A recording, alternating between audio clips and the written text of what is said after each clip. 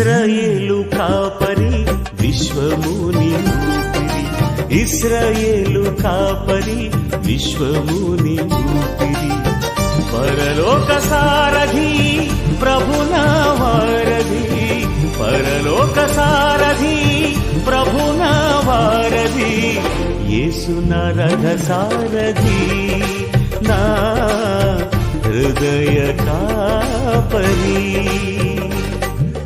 ఇశ్రాయేలు కాపరి విశ్వముని ఊపిరి, ఇశ్రాయేలు కాపరి విశ్వముని ఊపిరి.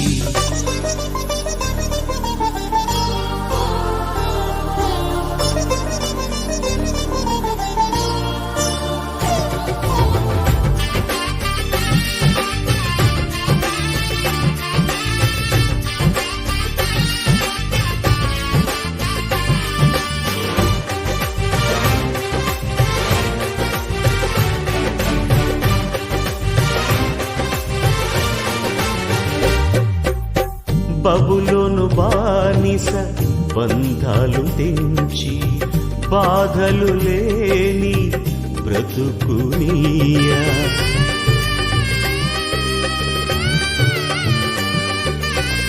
బబులోను బానిస బంధాలు తెంచి, బాధలు లేని బ్రతుకునియా, సిలువ కాటాలో శ్రమల కౌగిటిలో, సిలువ కాటాలో శ్రమల కౌగిటిలో, రక్తము కాచి రక్షణనిచ్చిన నా యేసయ్య, నీ రక్తము కాచి రక్షణనిచ్చిన నా యేసయ్య.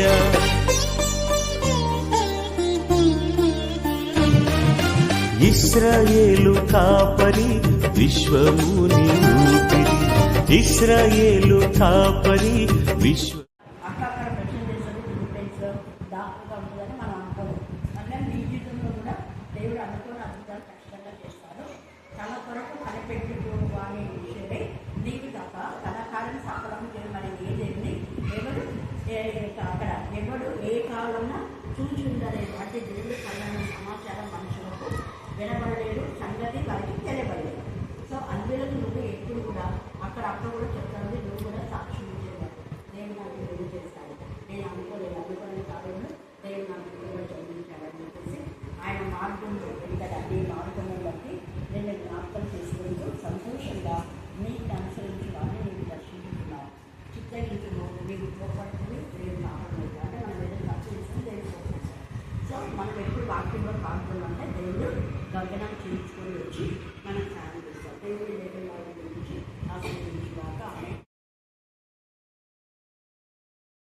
కీర్తనల గ్రంథము 37వ సంకీర్తన 1-2 వచనములు చదువుకుందాము. చెడ్డవారిని చూచి నీవు వ్యసన పడకము, దుష్కార్యములు చేయవారిని చూచి మత్సర పడకము.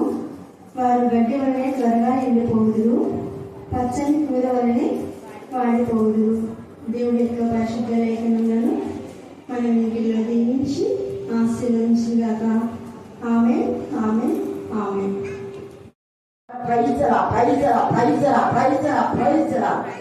మీకు ఎంతగానో వందనాలు స్తుతులు స్తోత్రం చెల్లిస్తున్నాం.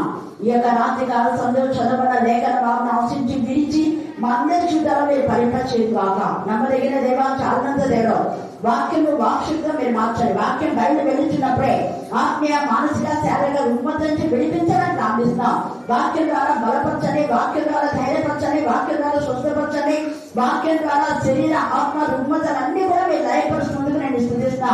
వాక్యము వారి యొక్క గుండె లోతుల్లోకి వెళ్ళిపోయి లోపల ఉన్న పాపాన్ని బయటికి రాగల శక్తివంతమైన వాక్యంగా దేవా మీరు మారుస్తున్న విధానం బట్టి మేము స్తుతిస్తున్నాం. భూమి గ్రంథాలకు బయలు వెళ్ళే మీ వాక్యం బట్టి మేము స్తుతిస్తున్నాం. రెండంచెలకు అడ్డమైన మీ వాక్యం బట్టి మేము స్తుతిస్తున్నాం. మీ వాక్కు బయలు వెళ్ళగా అది నిరంతరంగా వెనక్కు తిరగదు ప్రభు. మీకే స్తోత్రం, మీకే స్తోత్రం, మీకే స్తోత్రం, మీకే స్తోత్రం. దేవా కుమారుడు పవన్ మీ జ్ఞానాత్మతో నింపమని ప్రార్థిస్తున్నాం. దేవా బిడ్డకాలు మాట్లాడితే మీరు మాట్లాడుతున్నారు. ప్రతి దినం మీరు మాట్లాడు ఆత్మగా ఉన్నారు. ప్రతి దినం నాకును మాకును మీరు మాత్రమే బోధగా ఉన్నందుకు మేము స్తుతిస్తున్నాం. ప్రతి దినం మాకు వినుపతి కలుగ చేయగా మేము వినడానికి మా చెవులు ఇవ్వడానికి మీకు దేవా ప్రతి దినం ఆత్మ నేత్రం తెరవడి, ఆత్మ ప్రత్యక్షం మాత్రమే ఆత్మ ద్వారా గూఢమైన సత్యములు మేము గ్రహించడానికి దేవా మీకు మహిమకరమైన విధానంలో మా జీవితాన్ని మర్చిపోవడానికి సత్యము గ్రహించి సత్యానుసారంగా జీవించడానికి మీ జ్ఞానం వివేకాన్ని దయచేవాక ఆత్మ సంబంధమైన జ్ఞానంతో నింపమని ప్రార్థిస్తున్నాం. ఎవరి బిడ్డలు భూ సంబంధమైన జ్ఞానం నుంచి వేరే ప్రత్యేకించబడిన జీవితం దయచేవాక దేవా మీకే స్తుతులు స్తోత్రం చెల్లిస్తూ మమ్మల్ని మా ఆత్మను మీ చుట్టూకే సమర్పిస్తూ చిన్ని బిడ్డలు చెప్పిన ప్రతి లేఖన భాగం మా అందరి జీవితంలో మీరు పరిపక్షమని నజరైన యేసు క్రీస్తు శక్తిగల నామమున ప్రార్థిస్తున్నాం తండ్రి. ఆమేన్ ఆమేన్ ఆమేన్. వారిని చూచి మత్సరపడకము, వారు గడ్డి వలె త్వరగా ఎండిపోవుదురు, పచ్చని కులబలే వాళ్ళు వాడిపోవుదురు. వాక్యం లేకపోయి ఉంది. చిన్న పాలన చేసుకున్న వాక్యం కదా. ప్రేమ నమ్మకమైన ప్రియ పరలోకమైన నమ్మకమైన తండ్రి, ఈ ఘనమైన శ్రేష్టమైన నామమును కోదనాలు స్తోత్రం చెల్లించుకుంటున్నాం. అయ్యా తండ్రి ప్రభావ మరి యొక్క రాత్రికాల సమయంలో మరి ధ్యాన నిమిత్తమై నీకు కొద్ది మాటలను మేము ధ్యానించుకుంటున్నాం తండ్రి. అయ్యా మరి నేను కాదు, నీ ఆత్మశక్తి నువ్వు మాతో మాట్లాడుతున్నాను కోదనాలు చెల్లించుకుంటున్నాను తండ్రి. అయ్యా మరి అనుదినము నీ యొక్క వాక్ శక్తితో మమ్మల్ని నింపమని బలపరచమని వేడుకొనిస్తున్నాం తండ్రి ప్రభావ. తండ్రి మరి అలనాడుకు ప్రవక్తలకైతేనేమి, మరి తండ్రి అపోస్తులకైతేనేమి, మరి అన్య భాషలను ప్రచురించే శక్తి, వాక్ శక్తిని, వాక్ జ్ఞాన శక్తిని మాకు దయచేయమని వేడుకొనిస్తున్నాము తండ్రి. అయ్యా మరి మా నోటి నుంచి వాక్యం బయటకొస్తున్న సమయం నీ యొక్క శక్తి నీ యొక్క ఆత్మ ద్వారానే వస్తుందని మేము విశ్వసిస్తున్నాం తండ్రి. అవునయ్యా మరి అలనాడు మోషకి సెలవిస్తున్నావు తండ్రి. నాలుగును కలుగు చేసిన వాడేవాడు, నోడును కలుగు చేసిన వాడేవాడు, నువ్వు ధైర్యంగా వెళ్ళమని చెప్పి సెలవిస్తున్నావు తండ్రి ప్రభావ. అయ్యా మరి నిన్ను నమ్ముకొని మేము వచ్చి చెప్తున్నాం తండ్రి. అందరిని బట్టి వందనాలు చెల్లించుకుంటూ మరి తండ్రి ప్రభావ మరి చెప్పుకో నన్ను తండ్రి ప్రభావ మరి వినో వారందరినీ జ్ఞాపకం చేసుకుని వేడుకొచ్చిన వాళ్ళు విని ఇచ్చిపెట్టకుండా తండ్రి అర్థం చేసుకొని ఆత్మశక్తి వాళ్ళకి దయచేయమని వేడుకొని ఇచ్చినాం తండ్రి. జ్ఞాపకం చేసుకుని ప్రభావ అయా మరి మైక్ ద్వారా ఎంతమంది అయితే ఉంటున్నారో వారందరూ జ్ఞాపకం చేసుకొని ఈ ప్రార్థనలో మరి తండ్రి ఈ వాక్య ధ్యానంలో వాళ్ళు కూడా ఏకీభవించే సమయం వాళ్ళకి దయచేయమని, అటు మనుషులు వాళ్ళకి దయచేయమని అతని యేసుక్రీస్తు పరిశుద్ధ నామములో అడిగి వేడుకొని పరమ తండ్రి. ఆమేన్ ఆమేన్ ఆమేన్. మరి ఇక్కడ కీర్తనకారుడు దావీదు అంటున్నాడు, చెడ్డవారిని చూసి నీవు వ్యసన పడకము, దుష్కార్యములు చేయు వారిని చూసి నువ్వు మత్సరపడకము అంటున్నాడు. అంటే చెడ్డవారు అంటే మనకి ఇంకా చెప్పాల్సిన అవసరం లేదు. అంటే దేవుడిని మాటలకు వ్యతిరేకంగా ఉండేటటువంటి వారు, దేవుడిని త్రోవలను నడవక వేరే త్రోవలను నడిచేటువంటి వారు దుష్కార్యములు చేయు వారిని చూసి నీవు మత్సరపడకము అంటున్నాడు. వాళ్ళని చూసి కూడా నువ్వు మత్సరపడకు. ఎందుకంటే వాళ్ళ ఇవే కాకుండా ఇంకా కొద్ది 7వ వచనంలో ఉంటాయి, తన మార్గమున వర్ధిల్లు వాడిని చూసి నువ్వు వ్యసన పడకము, దురాలోచనలు నెరవేర్చు వాడితో నీవు వ్యసన పడకము అని చెప్పి. అలాగే ఇక్కడ 40వ అధ్యాయము 4వ వచనంలో అంటే గర్విష్ఠులైన వారు త్రోవలో నడిచేటటువంటి వాళ్ళు అబద్ధములను తిరుగులాడే అంటే అబద్ధాలను నెరవేర్చుకొని తిరుగులాడే బాటలో కూడా నీవు నడవద్దు అని చెప్పి ఇక్కడ దావీదు ద్వారా దేవుడు లేఖన భాగాలు చెప్తున్నాడు అనమాట.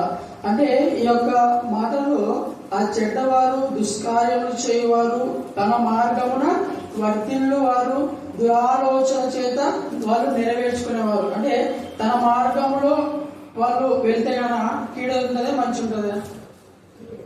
కీడు ఉంటది. అది దేవుడి పిల్లల మార్గంలో పోతే మనకు అండా దండ దేవుడు ఉన్నాడు కాబట్టి మనం అలానే వెళ్ళిపోతాం. కానీ వాళ్ళు తమ మార్గం అంటే తమ మూర్ఖ ప్రవర్తన చేత తమ జ్ఞానమే తమకు బలము అని చెప్పి వాళ్ళు వెళ్ళిపోయి డైరెక్ట్ పోయి అంటే ఇక బురదలో పడినట్లుగా ఆ ఊటిలో పడి చిక్కుకొని ఇక బయటకు రాలేదనమాట. మనం అంటే దేవుడిని ముందర పెట్టుకొని దేవుడి శక్తి మనం ముందర పెట్టుకొని వెళ్తే ఏ ఊపిలో ఉన్నా ఎక్కడున్నా కూడా ఆయన మనలను లేవనెత్తుతాడు కదా. అంటే ఆయన ఎక్కడ మనలను పడి ఉన్నా కూడా ఖచ్చితంగా లేవనెత్తుతాడు అనమాట. ఇక్కడ మనం 40వ అధ్యాయం 1-2 వచనాల్లో చూస్తే, యెహోవా కొరకు నేను సహనంతో కనిపెట్టుకొని ఆయన నాకు చెవిలోకి నా మొర ఆలకించెను, నాశనకరమైన గుంటలో నుండి జిగట గల దొంగ ఊబిలో నుండి అంట ఆయన మనల్ని బయటికి పైకి తీస్తాడు అనమాట.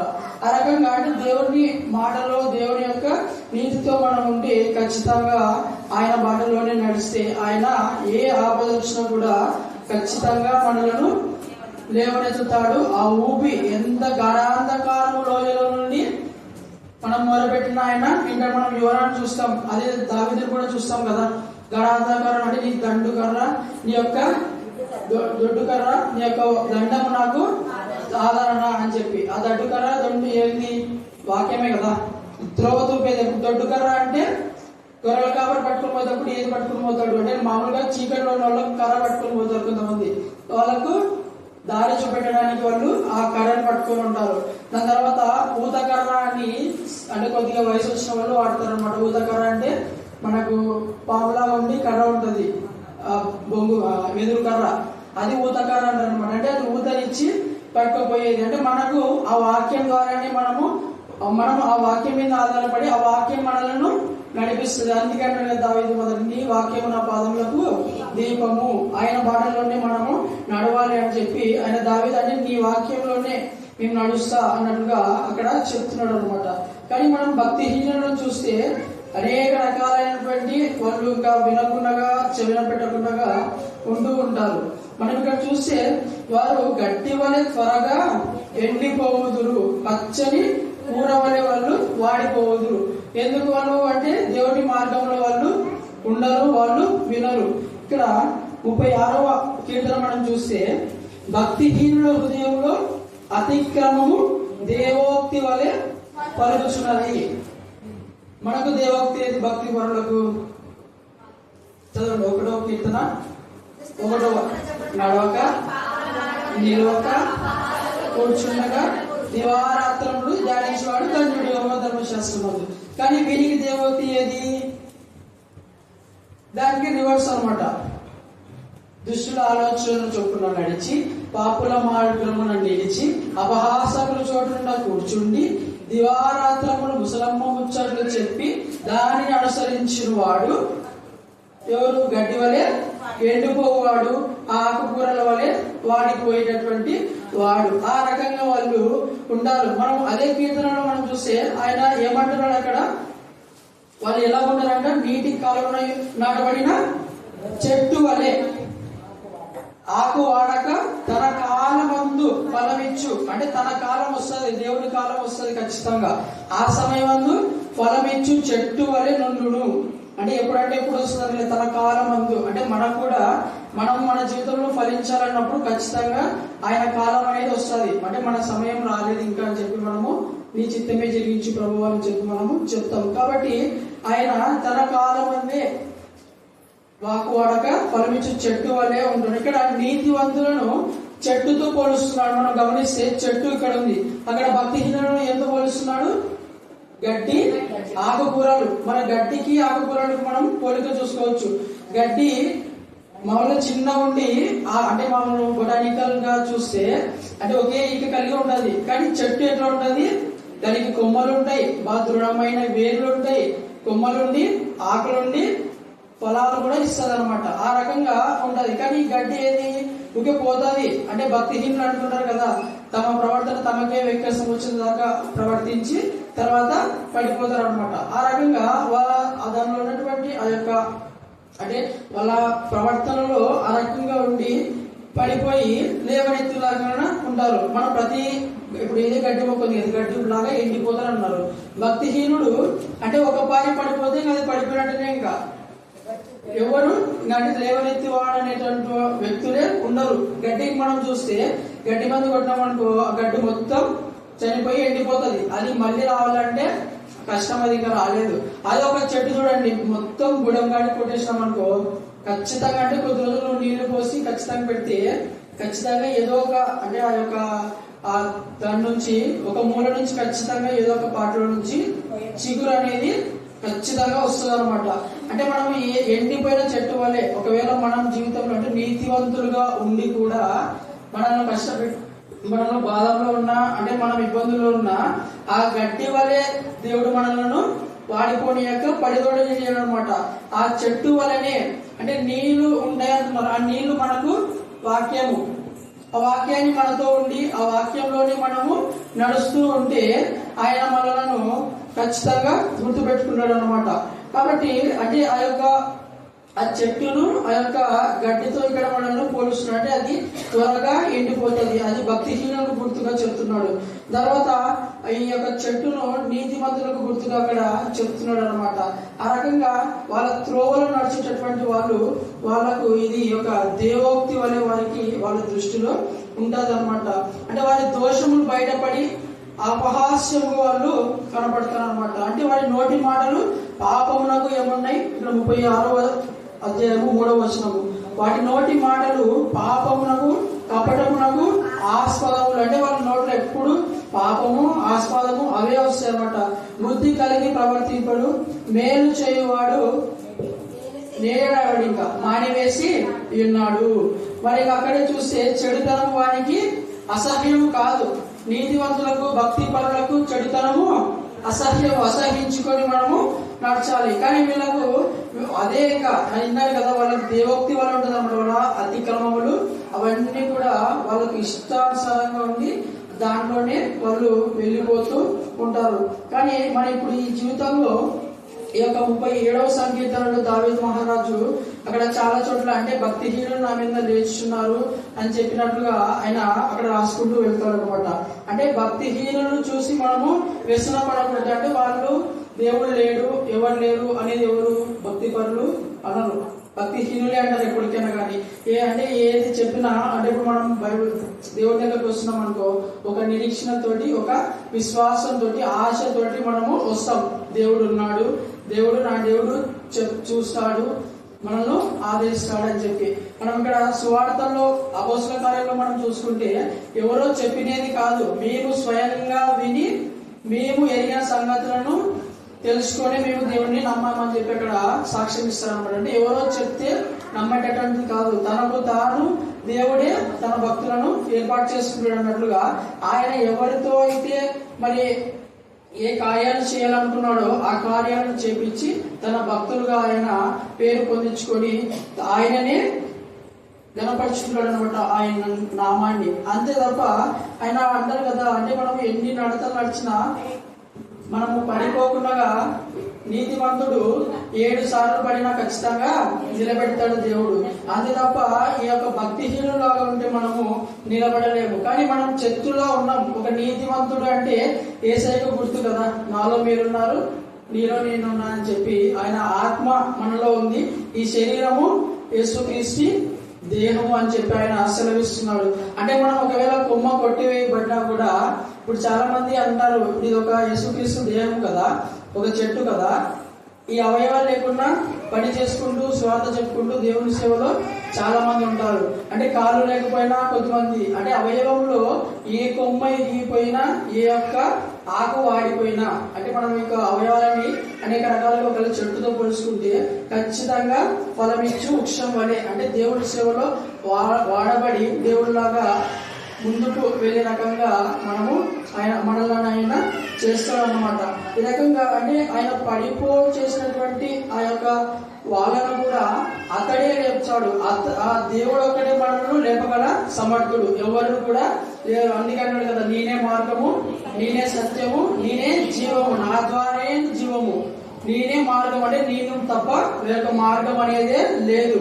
ఆ రకంగా ఈయన కూడా అంటే యెహోవా దేవుడు ఇక్కడ నుంచి చెప్తారు కదా, అంతా ఒకటే కదా, అక్కడిది ఇక్కడిది. ఆ రకంగా అంటే ఇక్కడ ఉన్నప్పుడు ఈయన దావీదుతో ఆ రకంగా అన్నాడు అనమాట.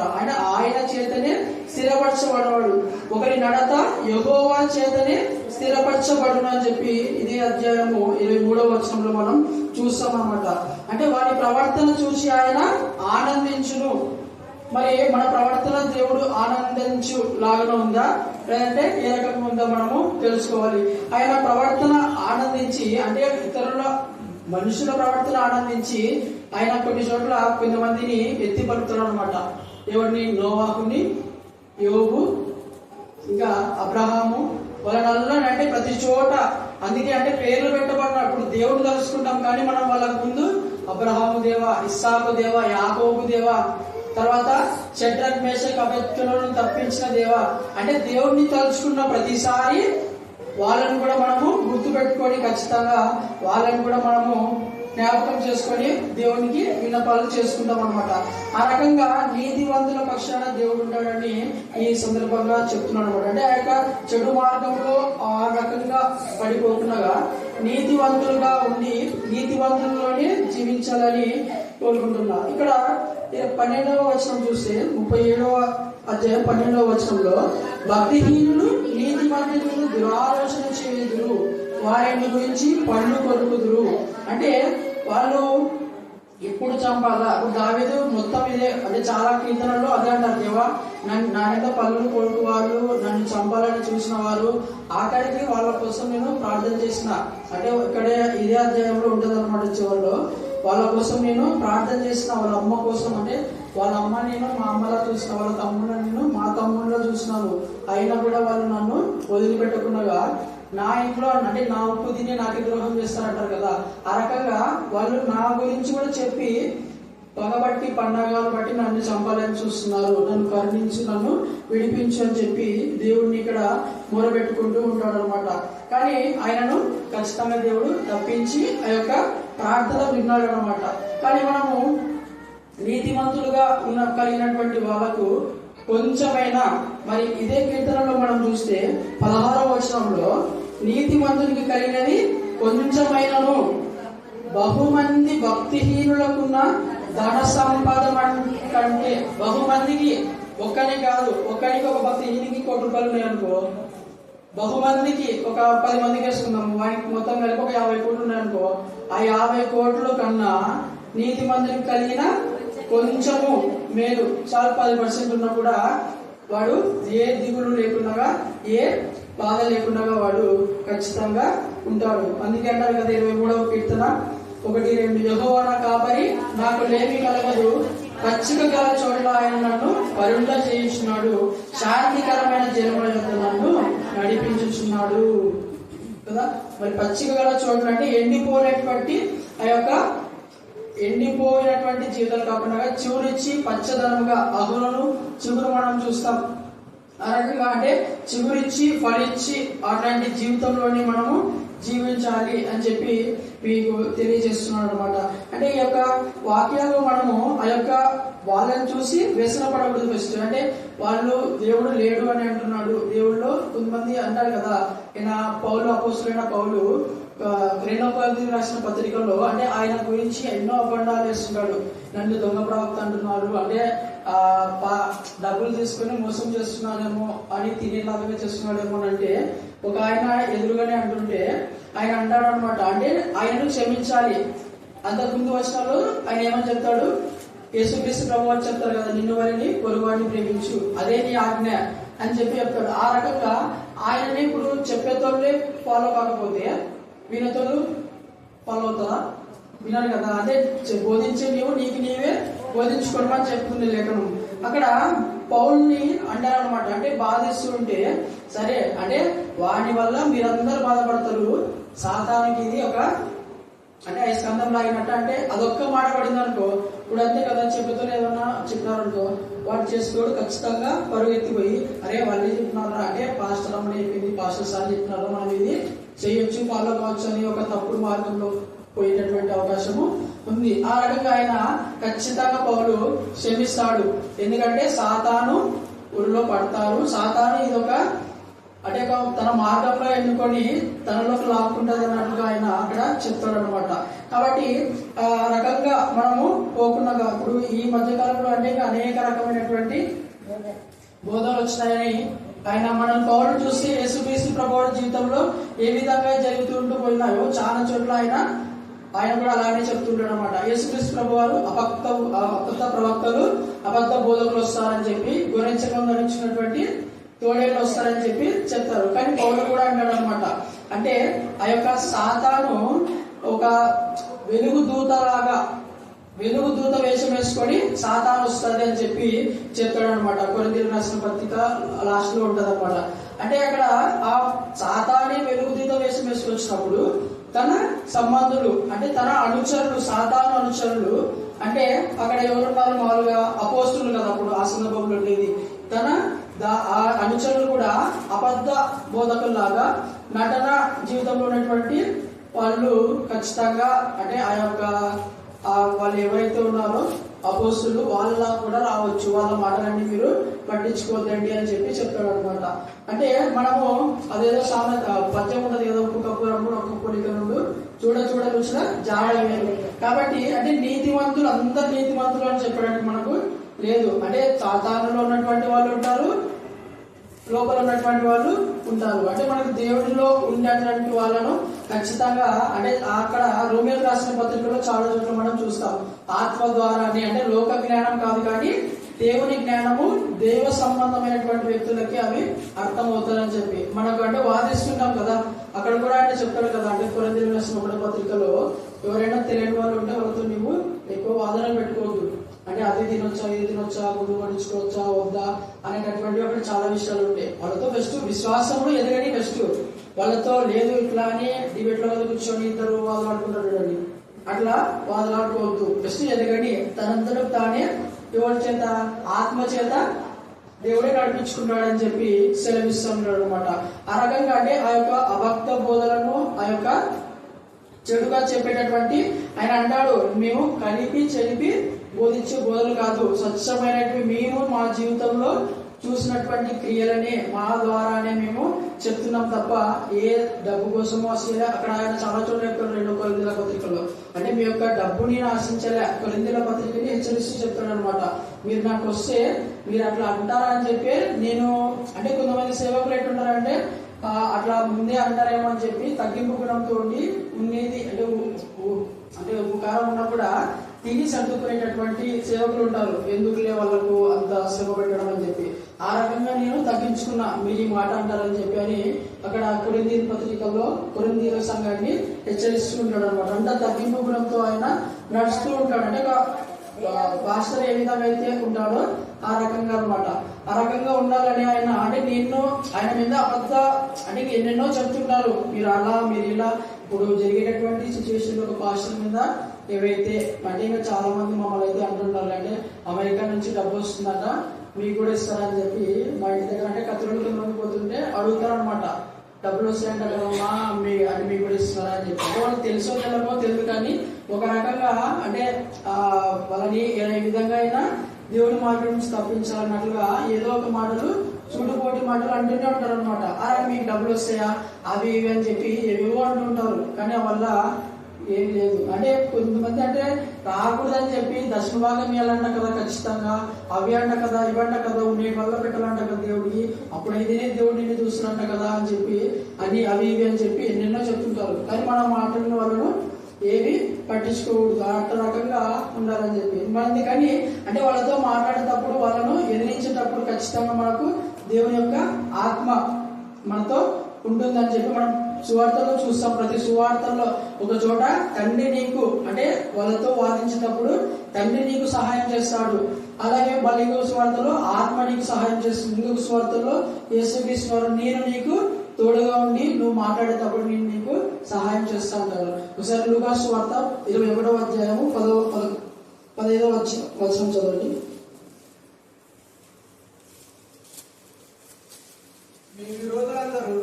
ఈ విరోధులందరూ ఎదురాటకును కాదు అనటకును వీలు కాని వాక్కును జ్ఞానమును నేను మీకు అనుగ్రహించును. అంటే నీ విరోధులందరూ కాదు అనుటకు వీలు కాదు. అంటే మనం వాళ్ళు ఏదైనా ఒక క్వశ్చన్ రేజ్ చేసినప్పుడు వాక్యంలో ఉన్నటువంటి సందర్భాన్ని కానీ వాక్యానుసారంగా ఉన్నటువంటి ఆ యొక్క లేఖన భాగాన్ని మనం ఎత్తి చూపెట్టినప్పుడు వాళ్ళు ఏమన్నారంట, కాదు అంటే ఇక మీరు చెప్పేది కరెక్ట్ అని లాగా దేవుడు ఆ రకంగా ఇస్తుంటాడు అనమాట. కాబట్టి అంటే దేవుడు మనం చూస్తే ఆ డిబేట్ లోకి మీరు వెళ్తారు, రాజుల దగ్గరికి మీరు వెళ్తారు, ఈ యొక్క సాతాను ఖచ్చితంగా చేపిస్తుందని మనం చూస్తాం. కొంతమంది అంటే డిబేట్ లో కొట్లాడుకునే కదా, ఇప్పుడు ఆయన ప్రవీణ్ పగడాల గారు చనిపోయాడంటే ఒక రకంగా అవే కారణమని మనకు తెలుసు. అంటే ఆ యొక్క వేరే మతాల వాళ్ళు కొంచెం రెచ్చగొట్టి వాళ్ళకు అంటే మా దేవుడు అన్నట్లుగా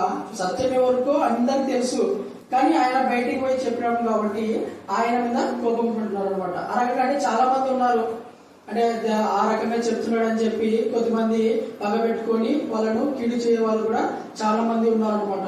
అంటే ఆ రకంగా దేవుడు వాళ్ళకు వీలు కాదు లేదు అనేటువంటి ఆ జ్ఞానాన్ని అట్టి వాక్ శక్తిని మనకు గ్రహిస్తూ ఉంటాడు. ఆయన లూకా సువార్తలో అలా ఉంది, మార్కు సువార్తలో, మత్తయి సువార్తలో కూడా నేను మా ఆత్మ మీకు తోడై ఉండి మిమ్మల్ని నడిపిస్తాను. మోసతో ఉంటాడు కదండి, మాట్లాడేది నువ్వు కాదు నేనే పోయి మాట్లాడతా అని చెప్పి. ఆ రకంగా అంటే ఆ సందర్భంలో కూడా ఆయన చెప్తుంటున్నాడు అనమాట. కాబట్టి ఈ రకంగా అంటే మనం యొక్క తప్పుడు బోధలో ఈ యొక్క చెడు ప్రవర్తన కలిగినటువంటి ఆ యొక్క వాళ్ళతో కాకుండా అంటే వాళ్ళ అడుగు అంటే వాళ్ళ అవి కూడా మనకు కనిపించమన్నమాట. వాళ్ళు చూసేటటువంటి అంటే ఆ స్థలం ఉండదు, ఇక్కడనే చెప్తాడు అనమాట 37వ సంకీర్తనలో. ఆయన భక్తిహీనులు ఉన్నటువంటి స్థలము ఉంటది, ఇప్పుడు బాగా విలవేగి ఉన్నాంలే అనుకుంటారు. కానీ చివరికి వచ్చే వరకు వాళ్ళు ఏ స్థితిలో అయితే ఉన్నారో అది బొత్తిగా కనబడకుండా నిర్మూలం అయిపోతుంది అనమాట. అంటే వాళ్ళకు అన్ని ఉన్నాయి, బంగ్లాలు ఉన్నాయి, ఆస్తులు ఉన్నాయని చెప్పి ఎవరైతే నీతిమంతుని దౌర్జన్యంగా తీసుకుని తిని వాడుకొని ఉంటారో, చంపాలని చూస్తుంటారో వాళ్ళ హృదయం మీదకి కత్తిపోయేది. కానీ వాళ్ళు ఏ విధంగా అయితే ఉన్నారో మొత్తం దరిద్ర స్థితిలోకి వాళ్ళు వచ్చి మొత్తం పడిపోతారు అనమాట. ఆ రకంగా ఇక్కడ దావీదు మహారాజు చెప్తూ ఉంటున్నారు అనమాట. కాబట్టి మనము ఆ యొక్క వాళ్ళ మాటల్లో కాక అంటే చెడ్డవారిని అనుసరించి నడుచుకోక దుష్కార్యము చేయవాడిని తన మార్గమును వర్ధిల్లు అంటే తన మార్గముని వర్ధిల్లు వాడిని చూసి దురాలోచన చెప్పువాడిని చూసి అట్లు మనము పోకుండా ఆయనలాగా మనము సాక్షిగా అంటే ఆయన కృప, ఆయన దయ, ఆయన సత్యము, ఆయన యొక్క నీతి, ఆయన యొక్క వాత్సల్యముగా మనము సాక్షులుగా ఉండి అవన్నీ పొందుకొని ఆయన సాక్షులుగా ఆయన చెప్తారు కదా, అయ్యా నన్ను కరుణించు, నీ సాక్షిగా నేను ఉంటా, ఖచ్చితంగా వాటన్నిటిని నేను అన్యుల ఎదుట సమాజ మందిరం ఎదుట నేను చెప్తా అని చెప్పి ఇక్కడ 40వ అధ్యాయం 11వ వచనం 12వ వచనంలో మనము గమనించవచ్చు అనమాట. కాబట్టి అటు సాక్షి జీవితాన్ని ఈ యొక్క భక్తిహీనత అంటే ఆ యొక్క చెడు నడతను మూర్ఖ ప్రవర్తన మనం విడిచి దేవునిలోగా గట్టి వలె కాక మంచి ఫలమిచ్చు చెట్టు వలె ఎదగాలని, పచ్చని ఆకుకూర వలె కాక ఎప్పుడును ఎల్లప్పుడూ ఖచ్చితంగా అంటే దేవుని యొక్క ఫలాలను అనుభవిస్తూ దేవునిలోనే ఎదగాలని ఈ యొక్క లేఖన భాగాల ద్వారా తెలియజేస్తున్నారు. దేవుడు లేఖన భాగాన్ని దీవించి ఆస్వాదించిన కాక. Amen, amen, amen.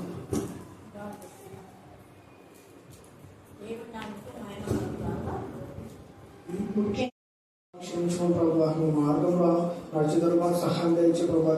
ప్రతిరోజు నీ మందిరానికి వస్తారు మాకు దయచేసి వాక్యాన్ని ప్రభావ ప్రతిరోజు మనం ధ్యానించుకున్న మాకు సహాయం దయచే ప్రభావ. ఇంకే సూతులు సూత్రం ప్రభావ. అవును తండ్రి, మేము ప్రభావ ఏ పాఠ్యం పోవడం కానీ ప్రభావ మీకు కేవలం మీకు ఉపయోగం ఇంకా భూమి నిలిచినారు ప్రభావ. ఇంకే సూత్రం ప్రభావ. అవును ఇంకెప్పుడు తండ్రి లోకానుసారంగా వాటి గురించి ప్రభావం ఆలోచింపగా తండ్రి అనుదినం ప్రభాని గ్రంథాన్ని ప్రభావ జ్ఞానిస్తూ ఉండేటట్లు మాకు సహాయం దయచే ప్రభానికి స్థుతులు స్తోత్రములు ప్రభావ. అవునేస్ ఇక్కడికి వచ్చిన ప్రభావ ఎన్నో ఇబ్బందులతో ప్రభావ కష్టాలతో ఉన్నారో తండ్రి వాళ్ళందరూ ప్రభావ మీ కార్యక్రమంతో స్వస్థపరచు ప్రభావ. వాళ్ళకు ఉన్నటువంటి ఆటంకాలను తొలగించు ప్రభావ. నీకే స్తోత్రం వేసి నీకు ఒక్కరికే సాధ్యం ప్రభావ. అలాంటి తండ్రి అవును ప్రభావ, మేము వచ్చి పోయేదారు మీ దూతం అడ్డుగా పెట్టి కాచి కాపాడమని నా జరుగుడైన యేసుక్రీస్తు వారి నామములో తండ్రి. ఆమేన్.